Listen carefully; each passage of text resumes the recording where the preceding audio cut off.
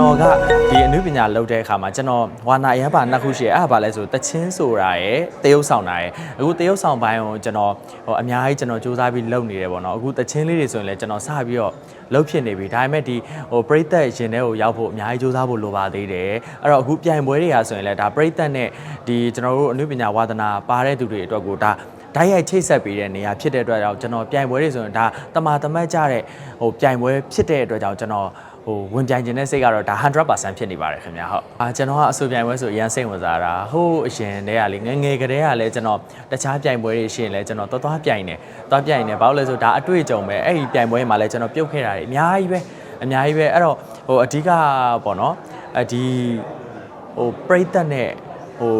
ကိုယ့်ရဲ့အရေးချင်းတွေကိုဓာတ်ရိုက်ချပြခွင့်ရမယ်အဲ့လိုပွဲတွေဒါအခုပြန်ပြီးတော့လှုပ်လာတဲ့အပေါ်မှာတကယ်လို့မှဒါမျောလင်းချက်ရောင်ကြီးလေးပြန်ပြီးတန်းလာတာပေါ့နော်အဓိကတော့ဒါ MRT4 ကလုံးမဲ့ပြိုင်ပွဲဆိုတဲ့အတွက်ကြောင့်လဲဒါယုံကြည်မှုကလည်း 100% ရှိတယ်ရှိတော့ကိုအဓိကတော့ရှင်ပြိုင်ကြည့်ကျင်တဲ့စိတ်ပေါ့နော်ငါဒီနေရာလေးမှာမြန်ဘလောက်လေးလုံနိုင်လိုက်မလဲကိုလည်းဒါလုံနိုင်တဲ့စွမ်းရည်လေးကိုတတ်မှတ်တဲ့သဘောအနေနဲ့တော့ကျွန်တော်ပြန်ကြည့်ချင်ပါတယ်ခင်ဗျာဟုတ်ကိုပါအောင်တော့ကိုကတော့အများကြီးစူးစမ်းမှာပေါ့နော်ကျွန်တော်ကတော့100% စူးစမ်းမယ်ဗျာကျွန်တော်အရန်ပြိုင်ချင်နေတယ်ပေါ့နော်အဲ့တော့ဘယ်လိုပဲဖြစ်ဖြစ်ကတော့ဒ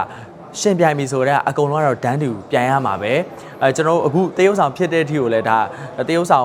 ဇက်ခိုင်ရဲဘို့တော့ရှင်ပြိုင်နေရတော့မယ် MRT4 မှာလေအဲ့တော့လွယ်ဖြစ်ဒါအားလုံးနဲ့လည်းအတူတူပြိုင်ရမှာဖြစ်တဲ့အတွက်ရင်ခုန်နေပါတယ်ခင်ဗျာဟုတ်ကဲ့မင်္ဂလာပါခင်ဗျာThe Super Band မှာဒါဒီနေ့ကတော့စံနေစင်းမီဒီယာမိတ်ဆက်ပွဲနဲ့ဒါ MOU လက်မှတ်ရေးထိုးပွဲပေါ့နော်ပွဲတက်ဖြစ်တာဖြစ်ပါတယ်ဒီကိုရောက်တဲ့ခါမှာအရန်ပြိုင်ကျင်တယ်ပေါ့နော်ဒါဘာလို့လဲဆိုရင်ဘန်ဆိုတော့ဘယ်လိုတွေလာမလဲအရန်လဲရင်ခုန်တယ်နောက်ထပ်တစ်ခုကကျတော့MRT4 ကလုပ်တဲ့ပြိုင်ပွဲဖြစ်တဲ့အတွက်ပေါ့နော်ဘယ်လိုပဲဖြစ်ဖြစ်ရှင်ပြိုင်ကျင်တဲ့စိတ်ကတော့အများကြီးဖြစ်နေပါတယ်ခင်ဗျာဟုတ်အဓိကတော့ဒီ MRT4 မှာပွဲတွေရှိတော့ကြတော့အများတန်းကျွန်တော်တို့ကMRT4 ရဲ့တာသမီတွေဆိုတော့ပေါ့နော်လာပြီးတော့ပွဲတက်ဖြစ်တာပေါ့အများတန်းပေါ့ဟုတ်အဲအကြောင်း MRT4 ပွဲတွေမှာအများတန်းတွေ့ရဖြစ်ပါတယ်ဒီတစ်ခါတော့ဒါဒီပြိုင်ပွဲရှိမှလည်းမသိဘူးပေါ့နော်ဒါညတော့မှဖိတ်စာရောက်လာတယ်ဖိတ်စာရောက်လာဒီနေ့ပွဲရှိတယ်ဆိုတော့ဘာပွဲမှလည်းမသိသေးဘူးဘာမှမသိဘူးမသိဘဲနဲ့ဒါဒီနေ့ပွဲကိုလာတက်တာဖြစ်ပါတယ်ခင်ဗျာဒီရောက်ခါမှာဒါတချင်းဆိုပြိုင်ပွဲဖြစ်တယ်ချင်းဆိုပြိုင်ပွဲဆိုတော့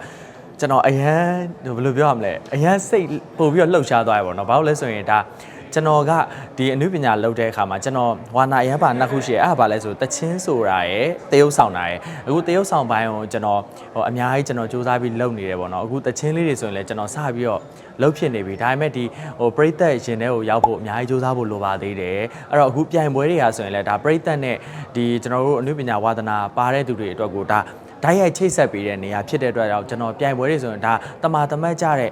ပြိုင်ပွဲဖြစ်တဲ့အတွက်ကြောင့်ကျွန်တော်ဝင်ပြိုင်ခြင်းတဲ့စိတ်ကတော့ဒါ 100% ဖြစ်နေပါတယ်ခင်ဗျာဟုတ်ကဲ့ခင်ဗျာတချင်းနဲ့ပတ်သက်ပြီးဘယ်လောက်ယုံကြည်မှုရှိလဲဆိုတော့အမှန်တိုင်းပြောရရင်အနုပညာအရန်ကိုနည်းပါတယ်ခင်ဗျာကိုတိုင်းလဲလေးလာအမှာတွေတင်ယူအမှာတွေအများကြီးရှိတယ်အဲ့ဒီထဲမှာကျွန်တော်အမြဲတမ်းကန်ကောင်းပြီးတော့ပေါ့နော်ကျွန်တော်ပထမအဆုံးဇလန်တွေစားရတဲ့ဇက်ကားမှာဆိုရင်ဇလန်တွေမှာဆိုကျွန်တော်ဒီဇက်ကားရဲ့ကျွန်တော်ဇက်ဝင်တချင်းကိုကျွန်တော်ဆိုရတယ်ပေါ့နော်ဆိုတော့ဝိုင်းလေးနဲ့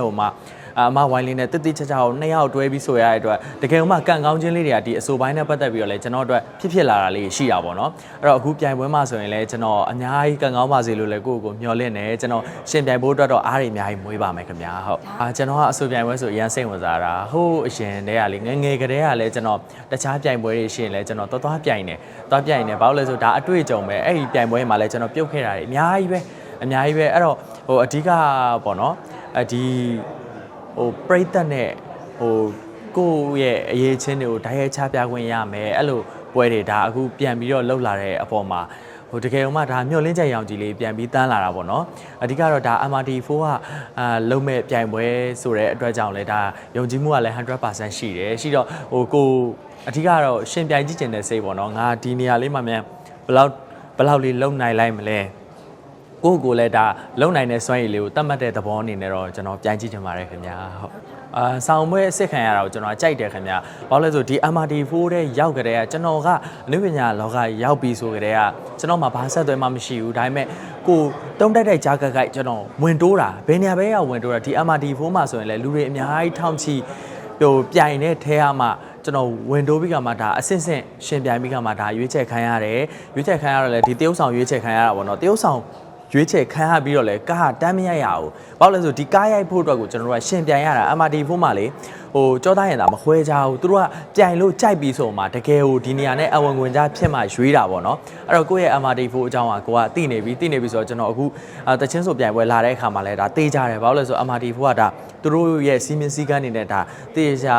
လိုက်နာနိုင်တဲ့သူတို့စီးနဲ့ပေါင်နဲ့ဟိုမှာတေးချာအရေးချင်းရှိတဲ့သူဒါရွေးမယ်ဆိုတာတေးကြတယ်အဲ့တော့အဲ့ဒီအချိန်မှာကိုပါအောင်တော့ကိုကတော့အများကြီးစူးစမ်းမှာပေါ့နော်ကျွန်တော်ကတော့ 100% စူးစမ်းမယ်ဗျာကျွန်တော်အရန်ပြိုင်ချင်နေတယ်ပေါ့နော်အဲ့တော့ဟိုဘယ်လိုပဲဖြစ်ဖြစ်ကတော့ဒါရှင်ပြိုင်ပြီဆိုတော့အကုန်လုံးကတော့ဒန်းတူပြိုင်ရမှာပဲကျွန်တော်အခုတရုတ်ဆောင်ဖြစ်တဲ့အထိကိုလည်းဒါတရုတ်ဆောင်ဟိုဇက်ခိုင်ရဖို့တော့ရှင်ပြိုင်နေရတော့မယ် MRT4 မှာလေအဲ့တော့ဘယ်လိုပဲဖြစ်ဒါအားလုံးနဲ့လည်းအတူတူပြိုင်ရမှာဖြစ်တဲ့အတွက်ရင်ခုန်နေပါတယ်ခင်ဗျာဟုတ်ကဲ့ပါခင်ဗျာကျွန်တော်ရဲ့အောက်ဆီဂျင်လေးလည်းအများကြီးအားပေးကြပါအောင်ကျွန်တော်အခုအမှန်တိုင်းပြောရရင်သူတို့ကကျွန်တော်ဟိုပြိုင်ပွဲတွေအများကြီးပြိုင်တော့လေအများကြီးလဲအားပေးကြတယ်အားပေးကြတော့အခုကျွန်တော်တို့ဒါ surprise ပြန်တိုက်လိုက်တော့မယ်ပေါ့နော်ကျွန်တော်ဒီသချင်းဆိုပြိုင်ပွဲလေးလာရင်လဲကျွန်တော်ရှင်ပြိုင်ကြည့်ကျင်တယ်ပေါ့နော်ကျွန်တော်ရဲ့ဟိုအမှုပညာလေးကိုကျွန်တော်ထပ်ပြီးတော့ချပြကျင်တယ်အဲ့တော့ကျွန်တော်ကို